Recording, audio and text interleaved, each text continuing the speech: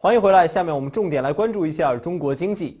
内地房价依然是居高不下，双11呢让全世界看到了中国人网上消费的潜力。而与此同时，在中国经济前沿的浙江省，中小企业却正在经历一波倒闭潮。中国经济就是这么的让人看不懂。18届三中全会推出了一系列让国人期待的顶层设计方案，在社会各界取得了很高评价。提高中国民众的幸福感已成为政府更主要的任务。也正是因为如此呢，中国的经济增速势必会受到影响。一些机构预测，改革的红利恐怕短时间内还无法释放出来。为此，财新记者专访了经济学人智库亚洲区总监西蒙·巴普蒂斯特，对他们的预测做出详细的解释。我们先来看一段短片。巴克莱银行12月2日对今年中国经济的增长预测调高到了7.7%，对明年也调高至7.2%。不过，这家机构依然认为中国的增长势头会逐渐放缓。无独有偶，经济学人智库也在近期的一份全球经济预测中预测明年中国的实际 GDP 增速能达到7.3%，但随后会逐年下降。报告称，到2018年时，中国的实际 GDP 增速可能只有5.9%。As we can see from the EIU's forecast, it says that China's real GDP growth will go all the way down to 5.9% in 2018. That's a pretty pessimistic forecast, I think. Why do you make this conclusion? I mean, the key reasons why growth will slow in the Chinese economy are because of the rising cost of labour, so higher wages, and also the lack of economic reforms over the last 5 or so years. In the recent party plenum, there was a lot of discussion of potential economic reforms, and many of those that were discussed could have a beneficial impact on economic growth.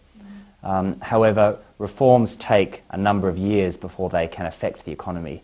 And so what will be affecting growth over the next 2 or 3 years is the policies that have been implemented over the last 3 or 4 years. And the next stage of growth for China is not going to be low-cost manufacturing like it has been in the past. It's going to be high-value manufacturing, and it's going to be the service sector and the financial sector. But each of those areas need some quite important reforms before they can grow quickly, and those reforms haven't yet happened. So they're the key reasons why we see Chinese growth becoming a bit slower. Then do you think the current reform plan after the third plenum will solve China's growth problems? And growth problems are never solved. It's a permanent issue that governments everywhere have to address. Many of the issues that were talked about in the party plenum are ones that could potentially increase economic growth. For example, the reforms to the hukou system that would allow people to migrate more easily to where the jobs are, that could have some benefit. The reforms to the financial sector could have some benefit if it means that people can earn a higher return on their savings, if it means that it's easier for small and medium companies to get loans as well as SOEs, where most of the lending goes at the moment. So those types of reforms could be positive. There are some that are also missing. One big area that was not discussed as much as we think it could have been is reform of state-owned enterprises that still control large sectors of the economy. And many state-owned enterprises are still inefficient and are less productive than China's private sector firms. There is a unique festival in China. I think it's created by one of the e-commercial companies, Tmall. It's called the Double 11 Festival. Okay. I think you've noticed it. Yeah. And according to the transaction data of those couple of days, we can see that China's consumption power is really huge.